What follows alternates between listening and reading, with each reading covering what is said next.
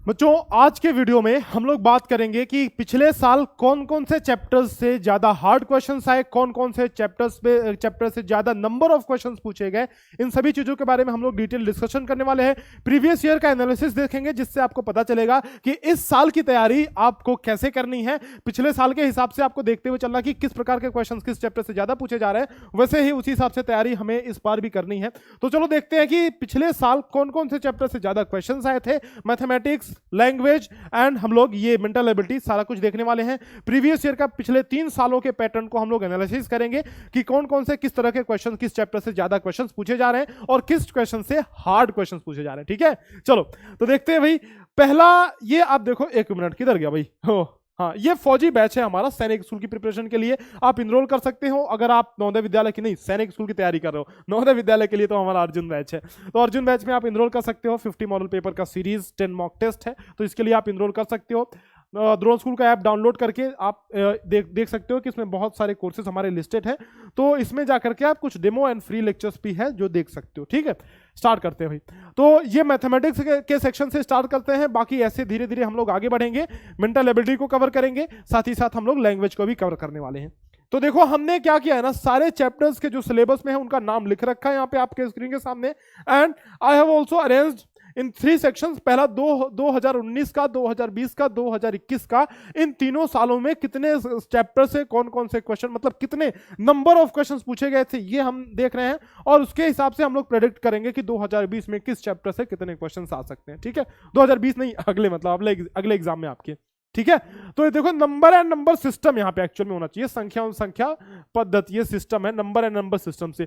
2019 में 3, 2020 में 2, 2021 में 3। तो आप देख रहे हो कि क्वेश्चनों का सिलसिला लगातार जारी है नंबर एंड नंबर सिस्टम से। तो यानी कि अगले एग्जाम में 2022 में भी आपका लगभग 2 से 3 क्वेश्चन ही आपको देखने को मिलेंगे। इससे इजी क्वेश्चन आते हैं, बहुत हार्ड क्वेश्चन तो नहीं आते हैं, लेकिन हाँ कभी ऐसा नहीं होता है कि क्वेश्चन ना पूछे जाए। इससे बहुत बेसिक चैप्टर है, हमेशा क्वेश्चन पूछे ही जाते हैं एग्जाम में। ठीक है, फॉर फंडामेंटल ऑपरेशन से भी देखो 2020 में तो नहीं क्वेश्चन आया था, लेकिन 2022 में पूरी संभावना है कि पूर्ण संख्याओं पर आधारित आधारभूत संख्याओं से क्वेश्चन आपके पूछे जाएंगे।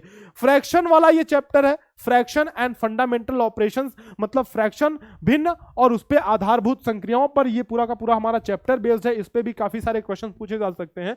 तो इस बार देखो 2019 में 1, 2, 2, तो इस बार भी लगभग 1 से 2 क्वेश्चन पूछे जाएंगे, मान के चलो आप। फैक्टर्स एंड मल्टीपल्स की बात करूं अगर मैं, तो इससे बहुत ज्यादा क्वेश्चंस नहीं पूछे जाते, एक आध क्वेश्चन पूछ लिया जाता है। एक क्वेश्चन इस बार भी इससे आने की संभावना है। एलसीएम और एचसीएफ में देखो, मुझे ऐसा लगता है पर्सनली अगर मैं बताऊं कि एलसीएम एंड एचसीएफ के मिक्स क्वेश्चन इस बार आने वाले हैं। एलसीएम और एचसीएफ के मिक्स क्वेश्चन और भी चैप्टर के साथ मिला करके इस बार क्वेश्चन पूछे जाने वाले हैं। देखो जैसे कि ये हमारा एलसीएम एंड एचसीएफ का 2 क्वेश्चन आया था, 1 क्वेश्चन आया था, फिर 1 क्वेश्चन। इस बार 1 से तो ज्यादा ही आएगा, देख लेना भाई, इसको थोड़ा अच्छे से तुम लोग तैयार कर लेना। ठीक है, डेसिमल की बात करूं, दशमलव संख्याओं का, डेसिमल नंबर्स का, तो इसमें भी 2 क्वेश्चन लगभग पूछे ही जाएंगे। 1, 2 और 2 क्वेश्चन देखो 19, 20 और 21 में पूछे गए हैं। ठीक है, इसमें देखो एप्लीकेशन ऑफ मेजरमेंट, मापन में इस 2 क्वेश्चन पूछे गए थे, फिर 1 फिर 2। तो इस बार भी मान के चलो कि आपके लगभग एक ही क्वेश्चन इस बार पूछा जाएगा। पैटर्न को अगर देखा जाए तो अप्रोक्सीमेशन यानी कि सन्निकटन और सरलीकरण से इस बार मुझे ऐसा लगता है कि ज्यादा क्वेश्चन इसकी संभावना है। तो इस बार लगभग 3 क्वेश्चन इससे आ सकते हैं। तो इस चैप्टर को भी अच्छे से प्रिपेयर कर लेना। जो बोर्ड मास का रूल है उसको बेटा जरूर से पढ़ लेना, है ना। बोर्ड मास रूल नहीं छोड़ना, जो इसमें बोर्ड मास का रूल है। और इस बोर्ड मास रूल का जो एप्लीकेशन है, बोर्ड मास जो रूल का एप्लीकेशन है, उसका दशमलव पे एप्लीकेशन, दशमलव यानी कि डेसिमल संख्याओं पे एप्लीकेशन, इसके साथ साथ जो बार वाले ब्रैकेट रहते हैं ना, बार मैंने आपको समझाया है, ब्रैकेट्स को अच्छे से समझ लेना, बहुत अच्छे से इसको प्रैक्टिस कर लेना, क्योंकि इसमें बहुत सारे क्वेश्चन मुझे लगता है इसी बार पूछे जाएंगे। और उसके बाद से देखो प्रतिशतता और उसके अनुप्रयोग। मैंने आपसे बार बार बोला है कि प्रतिशतता जो है ना, percentage is a very important chapter, लेकिन उसका डायरेक्ट क्वेश्चन बहुत ज्यादा नहीं पूछे जाते हैं। लेकिन अगर आप समझोगे तो प्रतिशतता का यूज लाभ हानि में भी होता है, साधारण ब्याज भी होता है, चाल दूरी समय में भी होता है, क्षेत्रफल परिमाप और आयतन में भी होता है। तो प्रतिशतता, परसेंटेज एक ऐसा चैप्टर है जो दिखता तो नहीं है, जिसका क्वेश्चन लगेगा आपको कि 1-2 ही पूछे जा रहे हैं, लेकिन बेटा याद रखना कि परसेंटेज का प्रयोग इन सभी में होता है। तो इन सभी से लगभग इन सभी में अगर परसेंटेज का क्वेश्चन आप सभी देखोगे ना, तो कुल मिलाकर के 3-4 क्वेश्चन हो जाते हैं। डायरेक्ट क्वेश्चन तो एक ही होता है, एक या फिर 2 क्वेश्चन, लेकिन अगर इनमें भी देखोगे कि जिसमें परसेंटेज का यूज हुआ हो तो कुल मिलाकर के लगभग 3-4 क्वेश्चन आपसे परसेंटेज से पूछ ले जाते हैं। तो percentage is very important chapter, इसको मिस बिल्कुल भी मत करना। मैं बार बार अपने वीडियोस में मैंने आपसे कहा है कि परसेंटेज को बिल्कुल भी आपको मिस नहीं करना है। एक तो ये इंपॉर्टेंट चैप्टर्स में बता दे रहा हूं लास्ट में किसको आपको रिवाइज करना है। प्रॉफिट एंड लॉस से 2 क्वेश्चन पूछे जा रहे हैं, तो लगभग इस बार भी 1 या 2 क्वेश्चन पूछे जा सकते हैं। साधारण ब्याज से हमेशा एक ही क्वेश्चन पूछा जाता है। चाल, समय और दूरी से आप देखो यहाँ पे, तो इस बार मुझे ऐसा लगता है कि चाल, समय और दूरी में 2 क्वेश्चन पूछे जाएंगे।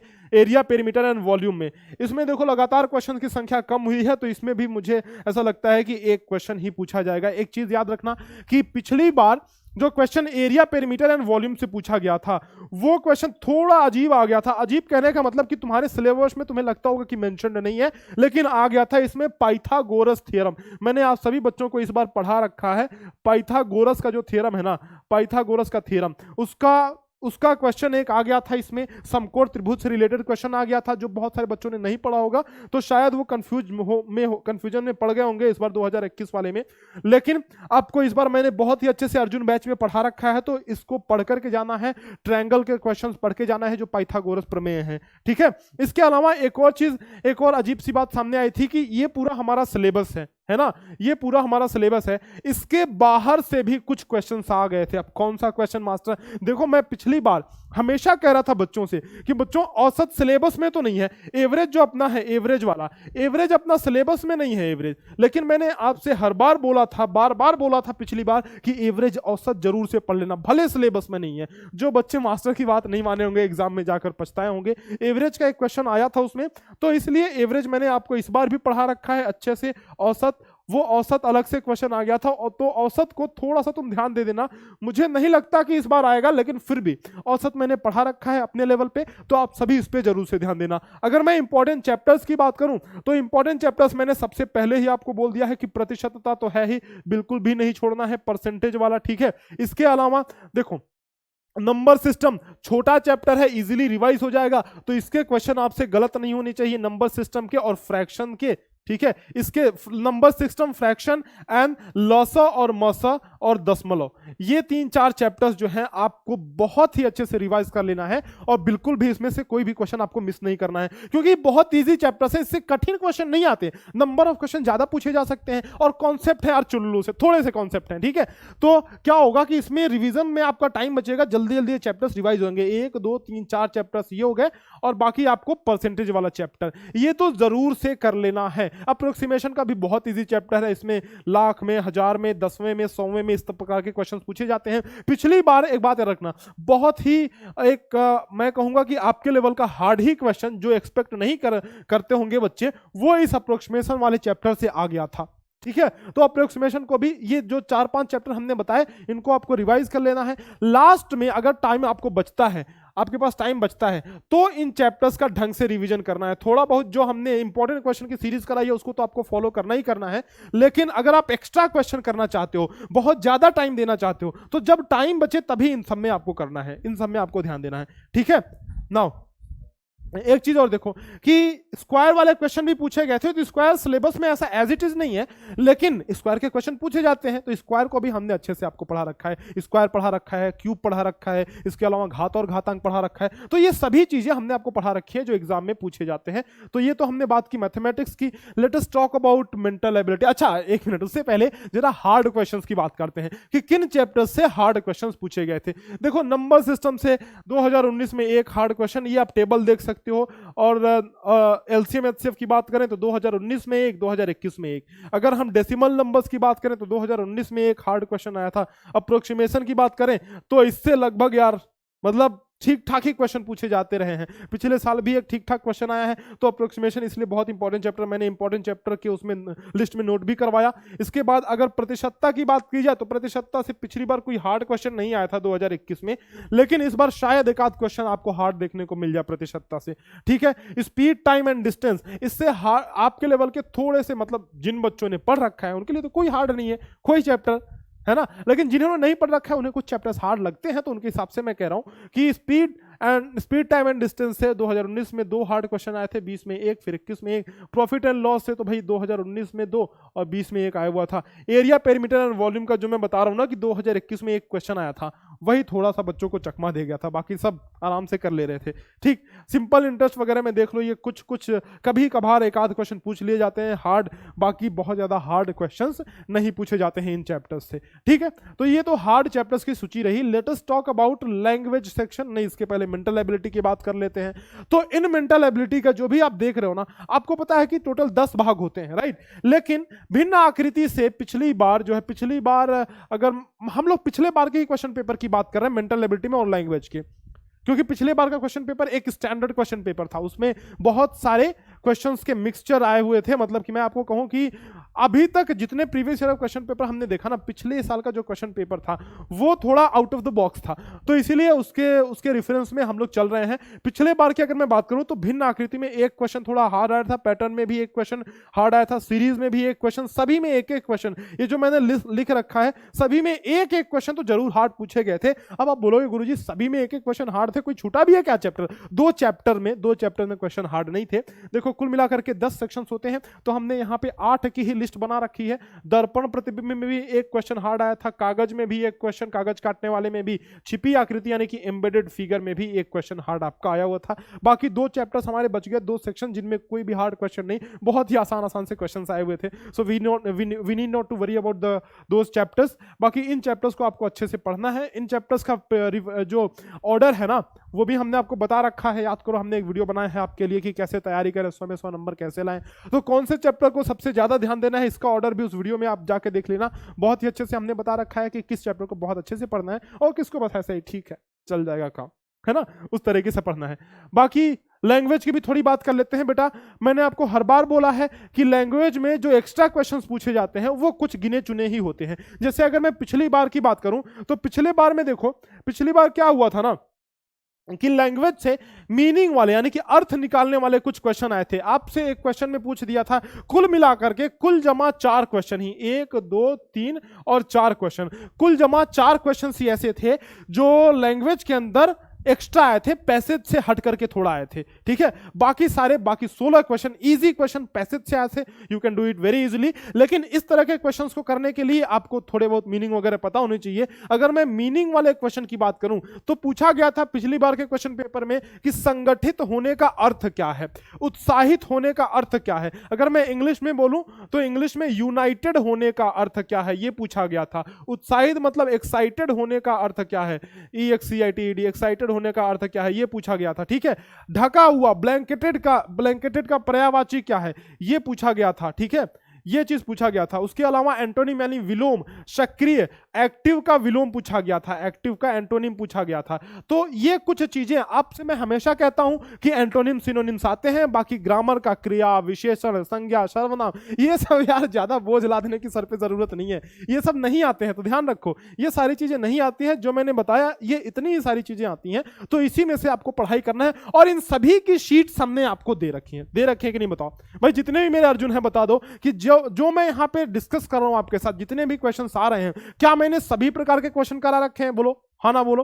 क्या हमने ये सभी सीट्स आपको दे रखी है? अर्जुन बैच में सारे के सारे सीट्स हमने डाल रखे हैं। मॉडल पेपर में यार तुम्हारी भर भर के प्रैक्टिस करा रखी है हमने। ठीक है, तो ये चीज आपको ध्यान में रखना है। जो ज्यादातर इंपॉर्टेंट क्वेश्चन, जो ज्यादातर out of the passage question पूछे जाते हैं ना आपको लैंग्वेज वाले सेक्शन में, वो पर्यायवाची यानी कि सिनोनिम से, ठीक है, एंटोनिम से यानी कि विलोम से पूछे जाते हैं क्वेश्चन। उसके बाद अर्थ वाले क्वेश्चन, मीनिंग वाले क्वेश्चन जो हमने अभी आपको दिखाया। शीर्षक वाला एक क्वेश्चन आ जाता है जो इस बार तो नहीं आया था, मतलब पिछली बार, लेकिन इस बार आने की संभावना काफी है। शीर्षक यानी कि एक पैसेज दे देगा, बोलेगा कि भाई इसका उपयुक्त शीर्षक क्या होगा, मतलब एक टॉपिक क्या होगा, इसको टाइटल क्या हम लोग दे सकते हैं। टॉपिक मतलब हम लोग यहाँ पे टाइटल, टॉपिक नहीं, टाइटल एक्चुअली होता है।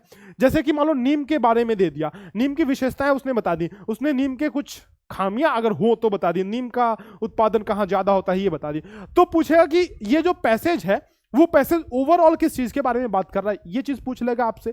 तो ओवरऑल वो नीम की विशेषता के बारे में बात कर रहा है, तो उसका शीर्षक हो सकता है नीम की विशेषता हो, ऑप्शन में होगा तो वो सही हो जाएगा। तो शीर्षक के ऊपर प्रश्न बनते हैं। सामान्य प्रश्न कैसे बन सकते हैं, जैसे मान लो अगर गणतंत्र दिवस के बारे में आपका एक पैसेज आ गया है, रिपब्लिक डे के बारे में, और उस पैसेज में कहीं भी इस बात का जिक्र नहीं है कि रिपब्लिक डे 26 जनवरी को मनाया जाता है, तब भी आपसे क्वेश्चन पूछे जा सकते हैं कि भाई ये बताओ कि रिपब्लिक डे जो होता है ना, जो रिपब्लिक डे होता है वो कब मनाया जाता है हमारे देश के अंदर, ये आपसे पूछ सकता है। गणतंत्रता दिवस जो है वो कब मनाया जाता है, ये आपसे पूछ सकता है, क्योंकि ये जनरल क्वेश्चन है और इतने आसान जनरल क्वेश्चन आते हैं यार, इसकी उम्मीद भी नहीं कर सकते हो, बहुत ही आसान। अगर मान लो प्रधानमंत्री के बारे में दिया हुआ तो मोदी जी का नाम पूछ लेगा, कौन नहीं जानता भैया मोदी जी का नाम है, मोदी जी हमारे प्रधानमंत्री। तो इस तरह के क्वेश्चंस पूछे जाते हैं सामान्य प्रश्न में, बहुत ही इजी क्वेश्चन अगर पूछे गए तो, वैसे ज्यादा तो नहीं ही पूछे जाते हैं, लेकिन अगर एका दुक्का पूछ भी लिया गया तो बहुत इजी क्वेश्चन पूछे जाते हैं। तो इसके लिए कुछ अलग से तैयार करने की जरूरत आपको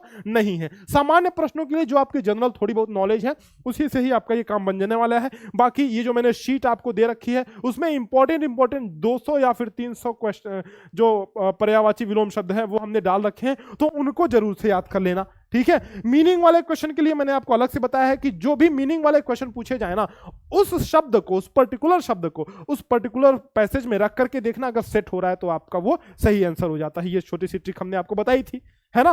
तो देखा हमने बहुत ही अच्छे से, ये थोड़ा सा एनालिसिस देखा कि पिछले वाले जो पेपर्स थे उसमें क्या क्या हार्ड क्वेश्चन आए थे, क्या बढ़िया क्वेश्चन आए थे, और किन किन क्वेश्चन पे, किन किन चैप्टर्स में हमें ज्यादा ध्यान देना है, हमें प्रैक्टिस करने की जरूरत है, ठीक है। तो ये हमने बहुत अच्छे से डिस्कशन किया। बाकी अगर आपकी प्रैक्टिस अच्छे से नहीं हुई है तो प्लीज आप ये मॉडल पेपर की सीरीज लेकर के प्रैक्टिस कर सकते हो। भाई खिलवाड़ मत करो अपने साथ, क्योंकि नवोदय विद्यालय के एंट्रेंस एग्जाम सिर्फ एक ही बार आप दे सकते हो। मॉडल ये मॉक टेस्ट है, इसको लेकर के आप अपना टाइमिंग वगैरह चेक कर सकते हो कि टाइम पे सही हम पूरा परफॉर्म कर पा रहे हैं कि नहीं। इसके अलावा अर्जुन बैच के अंदर वो सारी फैसिलिटीज है जो आपके नवोदय विद्यालय के लिए रिक्वायर्ड है, तो अर्जुन बैच के अंदर आप इसको चला सकते हैं। मतलब अर्जुन बैच में ज्वाइन करके आप अपनी अच्छे से तैयारी कर सकते हैं बेटा। फौजी बैच है हमारा सैनिक स्कूल के लिए, so you can enroll in the Fauji batch if you are preparing for Sainik school entrance examination, ठीक है। उम्मीद करता हूं कि वीडियो आपको पसंद आई होगी। लाइक करना और अपने सारे दोस्तों के साथ शेयर करना। मिलते हैं आपसे इसी तरह के नेक्स्ट वीडियो में, तब तक के लिए अलविदा, धन्यवाद।